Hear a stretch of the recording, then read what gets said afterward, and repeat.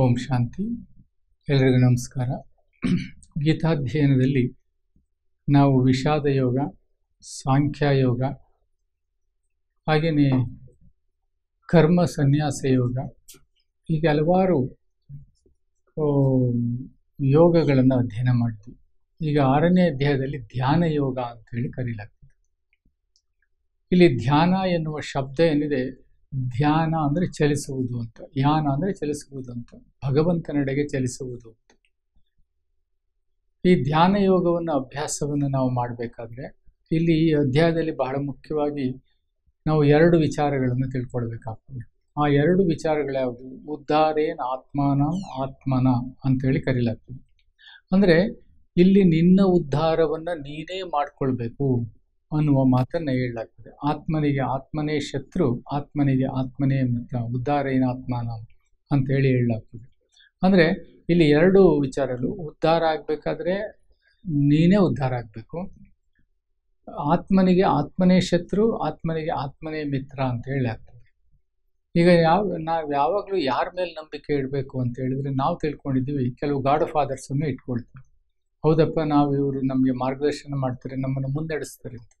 ನಮ್ಗೆ ಅವರಿಂದಲೂ ತೊಂದರೆ ಆಗ್ಬೋದು, ಅಥವಾ ನಾವು ನಂಬಿಕೊಂಡಿರ್ತಕ್ಕಂಥ ಅನೇಕ ಊರುಗೋಲುಗಳು ನಮ್ಮಿಂದ ದೂರ ಆಗ್ಬೋದು, ಆಗ ನಿಸ್ಸಹಾಯಕರಾಗ್ತೀವಿ. ಹಾಗಾಗಿ ಇಲ್ಲಿ ಯಾರ ಮೇಲೆ ನಂಬಿಕೆ ಇಡಬೇಕು ಅಂದರೆ, ನನ್ನ ಮೇಲೆ ನನಗೆ ನಂಬಿಕೆ ಇರಬೇಕು. ನನ್ನ ಶಕ್ತಿ, ನನ್ನ ಜ್ಞಾನ, ನನ್ನ ನಂಬಿಕೆ, ನನ್ನ ಆತ್ಮವಿಶ್ವಾಸ, ನನ್ನಲ್ಲಿರುವ ಕೌಶಲ್ಯ, ನನ್ನ ಸಂಕಲ್ಪ ಶಕ್ತಿ, ನನಗಿರ್ತಕ್ಕಂತಹ ಲಿಮಿಟೇಷನ್ಸ್, ದೌರ್ಬಲ್ಯಗಳು, ನನಗಿರ್ತಕ್ಕಂತಹ ಮಿತಿಗಳು, ಅಥವಾ ನನ್ನ ಸಾಮರ್ಥ್ಯ, ಇದ್ರ ಮೇಲೆ ನಮಗೆ ನಂಬಿಕೆ ಅಥವಾ ಸಾಮರ್ಥ್ಯ ಇದ್ದಾಗ ಮಾತ್ರ ನಾವು ಯಶಸ್ಸನ್ನು ಸಾಧಿಸಲಿಕ್ಕೆ ಸಾಧ್ಯ. ಹಾಗಾಗಿ ಇದನ್ನು ಅಭ್ಯಾಸ ಮಾಡಬೇಕಾದ್ರೆ ಸಾರ್ಟ್ ಅನಾಲಿಸಿಸ್ ಅಂತೇಳಿ ನಾವು ಮ್ಯಾನೇಜ್ಮೆಂಟಲ್ಲಿ ಕರಿತೀವಿ. ಇಲ್ಲಿ ಸಾರ್ಟ್ ಅನಾಲಿಸಿಸ್ ಅಂದರೆ SWOT ಅಂತೇಳಿ ಕರೀಲಾಗ್ತದೆ. ಅಂದರೆ strength, weakness, opportunities and threats ಅಂತೇಳಿ ಕರಿತೀವಿ. ಉದ್ಧಾರೇನ ಆತ್ಮಾನಂ ಅಂತೇಳಿದ್ರೆ ನನ್ನ ಉದ್ಧಾರಕ್ಕೆ ನಾನೇ ಕಾರಣ. ಹಾಗಾಗಿ ನಾನು ಯಾರು ಅನ್ನುವುದನ್ನು ನಾವು 2ನೇ ಅಧ್ಯಾಯದಲ್ಲಿ ನಾನು ಯಾರು ಅಂದರೆ ಆತ್ಮ ಅಂತೇಳಿ ಈಗಾಗಲೇ ತಿಳ್ಕೊಂಡಿದ್ದೀವಿ. ಆದರೆ ಆತ್ಮನ ಅಂತರಂಗ ಏನು ಅಂತೇಳಿ ನಾನು ಅರ್ಥ ಮಾಡ್ಕೊಳ್ಬೇಕಾದ್ರೆ, ವಾಟ್ ಆ್ಯಕ್ಚುಲಿ ಐ ಆಮ್ ಅಂತ, ನಾನು ಏನಾಗಿದ್ದೀನಿ ವಾಸ್ತವಿಕವಾಗಿ ಅಂತೇಳಿ ನಾನು ಅರ್ಥ ಮಾಡ್ಕೊಳ್ಬೇಕು ಅಂತ ಹೇಳಿದ್ರೆ, ಸ್ಟ್ರೆಂತನ್ನು ಅರ್ಥ ಮಾಡ್ಕೊಳ್ಬೇಕು. ನನ್ನಲ್ಲಿ ಏನು ಸಾಮರ್ಥ್ಯ ಇದೆ. ಈಗ ಆತ್ಮನ ಅಂತರಂಗದಲ್ಲಿ ನೋಡಿದಾಗ ಶಾಂತಿ, ಪ್ರೀತಿ, ಆನಂದ, ಮಮತೆ, ಕರುಣೆ, ವಾತ್ಸಲ್ಯ, ಆತ್ಮವಿಶ್ವಾಸ, ಹಾಗೆ ಇಚ್ಛಾಶಕ್ತಿ ಇದೆ, ಸಾಹಸ ಇದೆ, ಏನು ಬೇಕಾದರೂ ಗೆಲ್ತಕ್ಕಂತಹ ಮನೋಶಕ್ತಿ ಇದೆ, ಹಾಗೆ ಮಾಸ್ಟರ್ ಸರ್ವಶಕ್ತಿವಂತ, ಮಾಸ್ಟರ್ ಸರ್ವಜ್ಞ, ಸಹರಾಮೂರ್ತಿ, ಹೀಗೆ 100 ಶಕ್ತಿಗಳು ಆತ್ಮನ ಅಂತರಂಗದಲ್ಲಿದೆ. ಇದರಲ್ಲಿ ಕೆಲವು ಮಾತ್ರ ನಾನು ಡೆವಲಪ್ ಮಾಡ್ಕೊಂಡಿರ್ತೀನಿ, ಕೆಲವನ್ನು ನಾನು ಡೆವಲಪ್ ಮಾಡ್ಕೊಂಡಿರ್ತಿಲ್ಲ. ನನ್ನ ಸ್ಟ್ರೆಂತ್, ನಂದು ಸಹನೆಯ ಸ್ಟ್ರೆಂತೋ, ಸಾಹಸದ ಸ್ಟ್ರೆಂತೋ, ಆತ್ಮವಿಶ್ವಾಸದ ಸ್ಟ್ರೆಂತೋ, ಅಥವಾ ದೂರದ ದಿಗ್ದರ್ಶಿತ್ವದ ಸ್ಟ್ರೆಂತೋ, ಹೀಗೆ ನನ್ನ ಸಾಮರ್ಥ್ಯ ಏನು ಅಂತೇಳಿ ನಾನು ಗುರುತಿಸ್ಕೊಳ್ಬೇಕಾಗ್ತದೆ. 2ನೇದಾಗಿ ಅದರ ಮೇಲೆ ನಾನು ನಂಬಿಕೆಯನ್ನು ಇಡಬೇಕಾಗ್ತದೆ. 2ನೇದಾಗಿ ವೀಕ್ನೆಸ್. ಹೌದು, ನನ್ನಲ್ಲಿ ದುರ್ಬಲತೆಗಳಿದೆ, ಇಲ್ಲ ಅಂತೇಳಿ ಅಲ್ಲ. ನನಗೆ ಹೆದರಿಕೆ ಸ್ವಭಾವ ಇರ್ಬೋದು, ಆತಂಕ ಇರ್ಬೋದು, ಉದ್ವೇಗ ಇರ್ಬೋದು, ನನಗೆ ನಾಚಿಕೆ ಸ್ವಭಾವ ಇರ್ಬೋದು, ಕೆಲವು ಸರಿ ನನಗೆ ಸ್ಟೇಜ್ ಫಿಯರ್ ಇರ್ಬೋದು, ಅಥವಾ ಕೆಲವು ಫೋಬಿಯಾಗಳಿರ್ಬೋದು. ಹೀಗೆ ಹಲವಾರು ರೀತಿಯಾಗಿರ್ತಕ್ಕಂಥ ದೌರ್ಬಲ್ಯಗಳು ನಮ್ಮನ್ನು ಕಾಡ್ತಾ ಹೋಗ್ತದೆ. ಹೀಗಾಗಿ ಈ ದೌರ್ಬಲ್ಯಗಳು ಯಾವುದು ಅಂತೇಳಿ ನಾನು ಗುರುತಿಸ್ಕೊಳ್ಬೇಕು.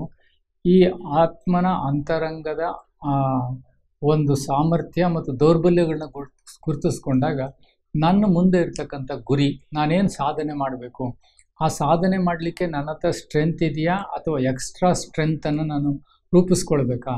ಯಾಕೆಂದರೆ ಎಕ್ಸ್ಟ್ರಾ ಜ್ಞಾನವನ್ನು ನಾವು ಪಡಿಬೋದು ಈ ಜಗತ್ತಿನಲ್ಲಿ. ನನ್ನ ಹತ್ರ ಇಲ್ಲದೆ ಇರೋದನ್ನು ನಾವು ಇನ್ನೊಂದು ಕಡೆಯಿಂದ ನಾವು ಅದನ್ನು ತುಂಬಿಸ್ಕೊಳ್ಬೋದು. ಅಥವಾ ನನ್ನಲ್ಲಿರುವ ಯಾವುದೇ ಕೌಶಲ್ಯ ಇಲ್ಲ ಅಂದರೆ ಅದಕ್ಕೆ ತರಬೇತಿ ಪಡ್ಕೊಂಡು ನಾನು ಅದನ್ನು ಸಾಧನೆ ಮಾಡಲಿಕ್ಕೆ ಎಲ್ಲವೂ ಬೇಕಾಗಿಲ್ಲ. ನಾನು ಯಾವ ಗುರಿಯನ್ನು ಇಟ್ಕೊಂಡಿರ್ತೀನಿ, ಆ ಗುರಿಗೆ ತಕ್ಕಂತಹ ತರಬೇತಿ, ಗುರಿಗೆ ತಕ್ಕಂತಹ ಜ್ಞಾನವನ್ನು ಪಡ್ಕೊಂಡ್ರೆ ಸಾಕಾಗ್ತದೆ. ಹಾಗೆಯೇ ದುರ್ಬಲತೆಗಳು, ನನಗೆ ಏನೋ ದುರ್ಬಲತೆಗಳಿದೆ, ಅದರಿಂದ ನಾನು ಹೊರಗಡೆ ಬರಬೇಕು ಅಂದರೆ ನಾವು ಅದಕ್ಕೆ ತರಬೇತಿಯನ್ನು ಪಡಿಬೇಕಾಗ್ತದೆ. ಹಾಗೆಯೇ ನನಗೆ ಅವಕಾಶಗಳಿದೆ, ಆ ಅವಕಾಶಗಳನ್ನು ತಲುಪಬೇಕು ಅಂತ ಹೇಳಿದರೆ ಅಡೆತಡೆಗಳಿದೆ. ಅಡೆತಡೆಗಳನ್ನು ಮೆಟ್ಟಿ ನಿಲ್ಲಬೇಕಾದ್ರೆ ನನ್ನ ಸಾಮರ್ಥ್ಯವನ್ನು, ನನ್ನ ಜ್ಞಾನವನ್ನು, ನನ್ನ ತರಬೇತಿಯನ್ನು, ಆತ್ಮವಿಶ್ವಾಸವನ್ನು ಹೆಚ್ಚಿಸ್ಕೊಳ್ಬೇಕಾಗ್ತದೆ. ಹಾಗಾಗಿ ಉದ್ಧಾರೇನ ಆತ್ಮಾನಂ ಆತ್ಮನ ಅಂತ ಹೇಳಿದರೆ ನನ್ನ ಉದ್ಧಾರಕ್ಕೆ ನಾನೇ ಕಾರಣ. ಹಾಗಾಗಿ ನನಗೆ ಮಿತ್ರ, ನನಗೆ ನಾನೇ ಶತ್ರು ಅಂತೇಳಿ, ಆತ್ಮನಿಗೆ ಆತ್ಮನೇ ಮಿತ್ರ, ಆತ್ಮನಿಗೆ ಆತ್ಮನೇ ಶತ್ರು ಅಂತ. ಈಗ ನಾನು ದೌರ್ಬಲ್ಯಗಳನ್ನ ಯೋಚನೆ ಮಾಡ್ತಾ ಕೂತ್ಕೊಳ್ತೀನಿ ಅಂತೇಳಿ ತಿಳ್ಕೊ. ಈಗ ಉದಾಹರಣೆಗೆ ನನ್ನ ಗ್ರಾಚಾರ ಇದು, ನನ್ನ ಹಣೆ ಬರ ಇದು, ನನ್ನ ಕೈಲಿ ಆಗೋದಿಲ್ಲ, ಅಥವಾ ಅನೇಕ ಪಲಾಯನವಾದಗಳನ್ನು ಹುಡುಕ್ತೀವಿ ನಾವು. ಆಧಾರಗಳನ್ನ ಇಟ್ಕೊಂಡು ಇದಿರೋದ್ರಿಂದ ನನ್ನ ಕೈಲಿ ಆಗೋದಿಲ್ಲ, ಅದಿರೋದ್ರಿಂದ ಆಗೋದಿಲ್ಲ, ಇವರೇ ನನಗೆ ನನ್ನ ಸೋಲಿಗೆ ಕಾರಣ ಇರ್ತಾರೆ, ಇವರು ನನ್ನನ್ನು ಕಾಲೆಳಿತಾರೆ, ಇವರು ನನ್ನನ್ನು ಟೀಕೆ ಮಾಡ್ತಾರೆ, ಇವರು ನನ್ನನ್ನು ಕಾಲೆಳಿತಾರೆ. ಹೀಗೆ ನಾವು ದೌರ್ಬಲ್ಯಗಳನ್ನು ಏನು ಮಾಡ್ತೀವಿ, ಉಪಯೋಗಿಸ್ಕೊಂಡಾಗ ನಮಗೆ ನಾವೇ ಶತ್ರುಗಳಾಗ್ತೀವಿ. ಹಾಗಾಗಿ ಆ ದೌರ್ಬಲ್ಯಗಳನ್ನು ಮೆಟ್ಟಿ ನಿಲ್ಲಲಿಕ್ಕೆ ನಮ್ಗೆ ಅವಕಾಶಗಳಿದೆ, ಆಪರ್ಚುನಿಟೀಸ್ ಆರ್ ದೇರ್. ತರಬೇತಿ ಪಡಿಬೋದು, ಆತ್ಮವಿಶ್ವಾಸವನ್ನು ಬೆಳೆಸ್ಕೊಳ್ಬೋದು. ನನಗೆ ಹಣ ಬೇಕಾದರೆ ಹಲವಾರು ರೀತಿಯಾಗಿರ್ತಕ್ಕಂಥ ಮಾರ್ಗದರ್ಶನಗಳನ್ನ ಪಡೆದು ಹಣ ಎಲ್ಲಿ ಸಿಗ್ತದೆ ಅಂತೇಳಿ ನಾವು ಪಡ್ಕೊಳ್ಳಿಕ್ಕೆ ಸಾಧ್ಯತೆ ಇದೆ ಈ ಜಗತ್ತಿನಲ್ಲಿ. ಹಾಗಾಗಿ ನಮಗೆ ನಾವೇ ಶತ್ರು, ನಮಗೆ ನಾವೇ ಮಿತ್ರನಾಗಿರ್ತೀವಿ. ನಮ್ಮನ್ನು ನಾವೇ ಉದ್ಧಾರ ಮಾಡ್ಕೊಳ್ಬೇಕು. ನನ್ನ ಮೇಲೆ ನನಗೆ ನಂಬಿಕೆ ಇರಬೇಕೇ ಹೊರತು ಬೇರೆಯವ್ರ ಮೇಲೆ ನಂಬಿಕೆ ಅಲ್ಲ. ನನಗೆ ನನ್ನ ಶಕ್ತಿ, ನನ್ನ ಸಾಮರ್ಥ್ಯ ಮತ್ತು ನನ್ನ ಒಂದು ದೂರದರ್ಶಿತ್ವ, ನನ್ನ ಪ್ಲ್ಯಾನ್, ನನ್ನ ಬದುಕು, ನನ್ನ ಜೀವನ, ನನ್ನ ನಂಬಿಕೆಗಳ ಮೇಲೆ ನನಗೆ ನಂಬಿಕೆ ಇಟ್ಕೊಂಡಾಗ ಆಗ ನನಗೆ ಸೆಲ್ಫ್ ಎಸ್ಟೀಮ್ ಅಂತೇಳಿ ಕರಿತೀವಿ. ಒಂದು ಆತ್ಮವಿಶ್ವಾಸ ರೂಢ್ತದೆ.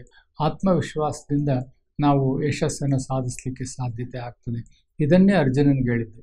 ಅಂದರೆ ನಿನ್ನಲ್ಲಿ ಸಾಮರ್ಥ್ಯ ಇದೆ, ಶಕ್ತಿ ಇದೆ, ಆದರೆ ನಿನಗೆ ದುರ್ಬಲತೆಗಳು ಕಾಡ್ತಿದೆ. ಆ ದುರ್ಬಲತೆಗಳಿಂದ ಹೊರಗಡೆ ಬರಬೇಕು ಅಂದರೆ ನಿನ್ನ ಎಲ್ಲ ಸಾಮರ್ಥ್ಯಗಳನ್ನ ಕೇವಲ ನೆನಪಿಸ್ಕೋ ಅಷ್ಟೇ ಅಂತ ಹೇಳ್ತಾನೆ. ನೀನು ಯಾತಕ್ಕೋಸ್ಕರ ಯುದ್ಧ ಮಾಡ್ತೀನಿ ಅಂತ ಅವನು ಹಲವಾರು ರೀತಿಯಾಗಿರ್ತಕ್ಕಂತಹ ಪಲಾಯನವಾದವನ್ನ ಹೇಳ್ತಾನೆ. ಇಲ್ಲ, ನಾನು ವರ್ಣ ಸಂಕರಣಕ್ಕೆ ಕಾರಣ ಆಗ್ತೀನಿ, ಗುರುಗಳನ್ನು ನಾನು ಕೊಂದಾಗ ಗುರು ದ್ರೋಹಕ್ಕೆ ಕಾರಣ ಆಗ್ತೀನಿ, ಸಹೋದರನ ಕೊಂದಾಗ ಸಹೋದರರ ದ್ರೋಹಕ್ಕೆ ಕಾರಣ ಆಗ್ತೀನಿ ಅಂತ ಹೇಳಿ ಹಲವಾರು ರೀತಿಯಾಗಿರ್ತಕ್ಕಂಥ ಒಂದು ಏನು ನಾವು ಊರುಗೋಳುಗಳನ್ನು ಅಥವಾ ಸಹಕಾರವನ್ನು ತೆಗೆದುಕೊಳ್ತೇವೆ. ಯಾತಕ್ಕೆ? ತನ್ನ ದುರ್ಬಲತೆಗಳಿಗೆ ಅಲ್ಲಿ ಮೋಟಿವೇಶನನ್ನು ಕೊಡ್ತಾ ಇದ್ವಿ. ಹಾಗಾಗಿ ನಾವು ಆಲೋಚನೆ ಮಾಡಬೇಕಾದ್ರೆ probability thinking, active thinking and positive thinking and successive thinking, successive consciousness ಅಂತೇಳಿ ಕರಿತೀವಿ. ಆದರೆ ಅರ್ಜುನ ಏನು ಯೋಚನೆ ಮಾಡ್ತಿದ್ದ? ಫೇಲ್ಯೂರ್ ಕಾನ್ಷಿಯಸ್ ಅಂತೇಳಿ ಕರಿತೀವಿ. ಫೇಲ್ಯೂರ್ ಕಾನ್ಷಿಯಸ್ ಅಂತ ಹೇಳಿದರೆ ನಾವು ಎಲ್ಲಿ ಸೋಲನ್ನು ಅನುಭವಿಸ್ತೀವಿ ಅದಕ್ಕೆ ಬೇಕಾಗಿರ್ತಕ್ಕಂತಹ ಎಲ್ಲ ಆಲೋಚನೆಗಳನ್ನು ಮಾಡ್ತಾರೆ. ಹಾಗಾಗಿ ಅದರಿಂದ ಗೀತಾಚಾರ್ಯನಾಗಿರ್ತಕ್ಕಂಥ ಭಗವಂತ ಹೊರಗಡೆ ತರಬೇಕಾಗಿತ್ತು. ನಾವು ಸಹಿತವಾಗಿ ಜಗತ್ತಿನಲ್ಲಿ ಏನಾದರೂ ಸಾಧನೆ ಮಾಡಲಿಕ್ಕೆ ಹೊರಟಾಗ ನಮಗೂ ಅನೇಕ ಫೋಬಿಯಾಸ್ ಅಥವಾ ದುರ್ಬಲತೆಗಳು ನಮ್ಮನ್ನು ಕಾಡ್ತದೆ. ಆ ದುರ್ಬಲತೆಗಳಿಂದ ನಮ್ಮನ್ನು ಹೊರಗಡೆ ಬರಬೇಕು ಅಂತ ಹೇಳಿದರೆ ನಮ್ಮ ಮೇಲೆ ನಮಗೆ ವಿಶ್ವಾಸ ಇಟ್ಕೊಳ್ಬೇಕು. ಭಗವಂತ ಹೇಳಿರ್ತಕ್ಕಂಥದ್ದು ನಿಮಗೆ ನೀವೇ ಕಾರಣರು ಅಂತ. ಅಂದರೆ self transformation will bring world transformation ಅಂತ. ಅಂದರೆ ಸ್ವಯಂ ಪರಿವರ್ತನೆ ವಿಶ್ವ ಪರಿವರ್ತನೆಯನ್ನು ತರಬಲ್ಲದು ಅಂತೇಳಿ. ಹಾಗಾಗಿ ಇಲ್ಲಿ ಪರಿವರ್ತನೆ, ಈ ಕೆಲವು ವಿಚಾರಗಳಲ್ಲಿ ಹೊರಗಡೆದನ್ನು ನಾವು ಬದಲಾವಣೆ ಮಾಡಲಿಕ್ಕಾಗೋದಿಲ್ಲ, ವ್ಯಕ್ತಿಯನ್ನು ಬದಲಾವಣೆ ಮಾಡಲಿಕ್ಕಾಗಲ್ಲ, ಪರಿಸ್ಥಿತಿಗಳನ್ನು ಬದಲಾವಣೆ ಮಾಡಲಿ. ಆದರೆ ನನ್ನನ್ನು ನಾನು ಬದಲಾವಣೆ ಮಾಡ್ಕೊಳ್ಬೋದಲ್ವೇ? ನನ್ನನ್ನು ಬದಲಾವಣೆ ಮಾಡಿಕೊಂಡಾಗ ನಾನು ಯಶಸ್ಸನ್ನು ಸಾಧಿಸಲಿಕ್ಕೆ ಸಲ್ಲಿ. ಬದಲಾವಣೆ ಅಂತ ಹೇಳಿದಾಗ ನನಗೆ ಬೇಕಾಗಿರ್ತಕ್ಕಂಥ ಪೂರಕ ಜ್ಞಾನ, ತರಬೇತಿ, ಕೌಶಲ್ಯಗಳನ್ನು ನನ್ನದಾಗಿಸ್ಕೊಂಡು ನಾನು ಆ ಎಲ್ಲ ಸಮಸ್ಯೆಗಳಿಗಿಂತ ಎತ್ತರವಾಗಿ ಬೆಳೆದಾಗ ಆ ಸಮಸ್ಯೆ ಸಣ್ಣದಾಗಿ ಕಾಣ್ತಾ ಹೋಗ್ತದೆ.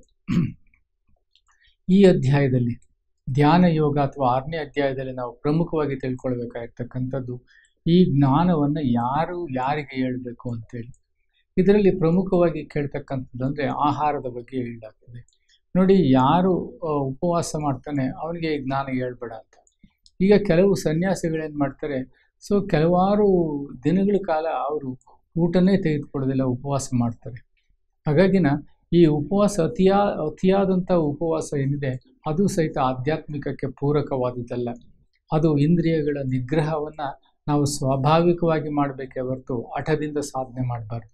ಈಗ ನಾವು ಇಂದ್ರಿಯಗಳ ಮೇಲೆ ವಿಜಯವನ್ನು ಸಾಧಿಸಬೇಕು, ಇಂದ್ರಿಯಗಳನ್ನು ನಮ್ಮ ವಶದಲ್ಲಿಟ್ಕೊಳ್ಬೇಕು. ಅಪರಿಗ್ರಹ ಅಂತೇಳಿ ಕರಿತೀವಿ. ಇಲ್ಲಿ ಅಪರಿಗ್ರಹ ಅಂತ ಹೇಳಿದಾಗ ಇಂದ್ರಿಯಗಳನ್ನು ತನ್ನ ವಶದಲ್ಲಿ ಇಟ್ಕೊಳ್ತಕ್ಕಂಥ ಪ್ರಯತ್ನಕ್ಕಾಗಿ ಶರೀರವನ್ನು ನಾವು ದುರ್ಬಲಗೊಳಿಸ್ತಾ ಹೋಗೋದು ಅಥವಾ ನಮ್ಮ ಇಂದ್ರಿಯಗಳನ್ನು ದುರ್ಬಲಗೊಳಿಸ್ತಾ ಹೋಗೋದು ಅದಲ್ಲ. ಇಂದ್ರಿಯಗಳು ಸಶಕ್ತವಾಗಿದ್ದಾಗ ಅದರ ಮೇಲೆ ನಾವು ವಿಜಯವನ್ನು ಸಾಧಿಸೋದು ನಿಜವಾದಂಥ ಯೋಗಿಯ ಕರ್ತವ್ಯ. ಆಗ ಆತ್ಮ ತನ್ನ ಸಾಮರ್ಥ್ಯವನ್ನು ತೋರಿಸ್ದಂಗೆ ಆಗ್ತದೆ, ತನ್ನ ಸಾಮರ್ಥ್ಯವನ್ನು ಹಿಗ್ಗಿಸ್ಕೊಂಡಂಗೆ ಆಗ್ತದೆ. ಹಾಗಾಗಿ ಶರೀರ ಸಶಕ್ತವಾಗಿದ್ದಾಗಲೇ ಸಾಧನೆಯನ್ನು ಮಾಡಬೇಕು. ಹಾಗಾಗಿ ಅತಿಯಾದ ಉಪವಾಸ ಮಾಡೋನಿಗೂ ಈ ಜ್ಞಾನವನ್ನು ಹೇಳ್ಬೇಡ ಅಂತೇಳಿ ಹೇಳಲಾಗ್ತದೆ. ಉಪವಾಸ ಒಳ್ಳೆಯದೇ ನಮ್ಮ ಮನಸ್ಸಿನ ನಿಯಂತ್ರಣಕ್ಕೆ. ಅದು ಒಂದು ದಿನ ಅಥವಾ ಅರ್ಧ ದಿನ ಅಥವಾ ಒಂದು ಊಟ ಬಿಡೋದು, ಅದೇ ಪೂರ್ತಿ ಊಟವನ್ನು ನಮ್ಮಲ್ಲಿ ಏಕಾದಶಿ ಅಂತೇಳಿ ಮಾಡ್ತಾರೆ. ಏಕಾದಶಿ ದಿವಸ ಒಂದು ಊಟ ಮಾಡ್ತಾರೆ, ಅದು ಒಳ್ಳೆಯದೇ ಆರೋಗ್ಯದ ದೃಷ್ಟಿಯಿಂದ. ಆದರೆ ತಿಂಗಳಾನ್ಗಟ್ಟಲೆ ಊಟ ಮಾಡ್ದಲೇ ಇಂದ್ರಿಯಗಳನ್ನು ನಾವು ನಿಷ್ಕ್ರಿಯಗೊಳಿಸಿ ಅದರ ಮೇಲೆ ವಿಜಯವನ್ನು ಸಾಧಿಸೋದು ಏನು ಪ್ರಯೋಜನ ಆಗೋದಿಲ್ಲ ಅಂತೇಳಿ ಭಗವದ್ಗೀತೆ ನಮಗೆ ತಿಳಿಸ್ಕೊಡ್ತದೆ. ಹಾಗಾಗಿ ಅತಿಯಾದ ಆಹಾರವನ್ನು ಸೇವಿಸುವವನಿಗೆ ಹೇಳ್ಬೇಡ ಅಂತ. ಯಾಕೆಂದರೆ ಅತಿಯಾದ ಆಹಾರ ಸೇವಿಸುವವನಿಗೆ ಏನಾಗಿರ್ತದೆ ಅಂದರೆ ಹೊಟ್ಟೆ ಬಾಕತನ ಅಂತೇಳಿ ಕರಿತೀವಿ. ಇಲ್ಲಿ ಹೊಟ್ಟೆ ಬಾಕತನ ಅಂದರೆ ಲಾಲಚ್ ಅಂತೇಳಿ ಶಬ್ದವನ್ನು ಬಳಸ್ತೀವಿ. ಅಂದರೆ ರುಚಿಯಾದ ಆಹಾರವನ್ನು ತಿಂತಕ್ಕಂಥದ್ದು. ಅತಿಯಾದ ಆಹಾರವನ್ನು ತಿನ್ನೋನಿಗೆ ಏನಾಗಿರ್ತದೆ ಅಂದರೆ ಆಲಸ್ಯ ಜಾಸ್ತಿ ಇರ್ತದೆ. ಆಲಸ್ಯದ ದಂಡನೆಗೆ ಸೋಮಾರಿತನ ಜಾಸ್ತಿ ಇರ್ತದೆ, ನಿರುತ್ಸಾಹ ಜಾಸ್ತಿ ಇರ್ತದೆ. ಅವನಿಗೆ ಯಾವುದೇ ರೀತಿಯಾಗಿರ್ತಕ್ಕಂತಹ ಕ್ರಿಯೇಟಿವ್ ಆಲೋಚನೆ ಇರೋದಿಲ್ಲ, ಅಂದರೆ ರಚನಾತ್ಮಕವಾಗಿರ್ತಕ್ಕಂಥ ಆಲೋಚನೆ ಇರೋದಿಲ್ಲ, ಆ್ಯಕ್ಟಿವ್ ಆಗೂ ಇರೋದಿಲ್ಲ, ಕ್ರಿಯಾಶೀಲವಾಗೂ ಸಹಿತವಾಗಿ ಅವನು ಇರೋದಿಲ್ಲ. ಹಾಗಾಗಿ ಅವನು ಅತಿಯಾದ ಆಹಾರವನ್ನು ಸೇವಿಸುವವನಿಗೆ ಈ ಜ್ಞಾನವನ್ನು ಹೇಳ್ಬೇಡ ಅಂತೇಳಿ ಹೇಳ್ತೇನೆ. ಹಾಗೆಯೇ ಈ ಅತಿಯಾಗಿ ಎಚ್ಚರವಾಗಿರೋನು ಸಹಿತ ನಿದ್ದೆನೇ ಮಾಡೋದಿಲ್ಲ, ರಾತ್ರಿಯಲ್ಲೇ ಕೂತ್ಕೊಂಡು ಯೋಗ ಮಾಡ್ತೀನಿ ಅಂತ ಕೆಲವರು ಯೋಗ ಮಾಡ್ತಾರೆ. ಅದನ್ನು ಭಗವದ್ಗೀತೆ ಒಪ್ಪೋದಿಲ್ಲ. ನಿನಗೆ ಯಾವಾಗ ಅಗತ್ಯ ಇರ್ತದೆ ಅಷ್ಟು ನಿದ್ರೆಯನ್ನು ಮಾಡಲೇಬೇಕು. ಆ ನಿದ್ರೆ ಮಾಡ್ದಲೇ ಕೇವಲ ಎದ್ದು ಕೂತ್ಕೊಂಡು ನೀನು ರಾತ್ರಿಯಲ್ಲೇ ಯೋಗ ಮಾಡ್ತೀನಿ ಅಂತ ಹೇಳಿದ್ರೆ ಯೋಗ ಅಲ್ಲ, ಆಟದ ಸಾಧನೆ ಅಂತೇಳಿ ಕರೀಲಾಗ್ತದೆ. ಹಾಗೆಯೇ ಅತಿಯಾದ ನಿದ್ರೆ ಮಾಡುವವನಿಗೂ ಸಹಿತವಾಗಿ ಈ ಜ್ಞಾನವನ್ನು ಹೇಳ್ಬೇಡ ಅಂತ. ಅವನು ಸಹಿತವಾಗಿ ಆಲಸ್ಯಾಗಿರ್ತಾನೆ. ಹಾಗಾಗಿ ಅತಿಯಾದ ಊಟ ಮಾಡೋನಿಗೆ, ಅತಿಯಾದ ಉಪವಾಸ ಮಾಡೋನಿಗೆ, ಅತಿಯಾಗಿ ನಿದ್ರೆ ಮಾಡೋನಿಗೆ, ಅತಿಯಾಗಿ ಎಚ್ಚರ ಆಗಿರೋನಿಗೆ, ಹೀಗೆ ಯಾರಿಗೂ ಜ್ಞಾನವನ್ನು ಹೇಳ್ಬೇಡ ಅಂತ ಹೇಳ್ತೇನೆ. ಇಲ್ಲಿ ಬಹಳ ಮುಖ್ಯವಾಗಿ ಆಹಾರದ ಬಗ್ಗೆ ಪ್ರಮುಖವಾಗಿ ಹೇಳ್ತೇನೆ. ಅಂದರೆ ಸಾತ್ವಿಕ ಆಹಾರಿಯಾಗಿರಬೇಕು ಮತ್ತು ನಮಗೆ ಎಷ್ಟು ಬೇಕೋ ಅಷ್ಟು ಅತಿಯಾಗೂ ಸೇವಿಸಬಾರ್ದು, ಅತಿ ಕಡಿಮೆನೂ ಸೇವಿಸಬಾರ್ದು. ನಮಗೆ ಡಯಟ್ ಶುಡ್ ಬಿ ಕಂಟ್ರೋಲ್ಡ್ ಅಂತೇಳಿ ಕರೀಲಾಗ್ತದೆ.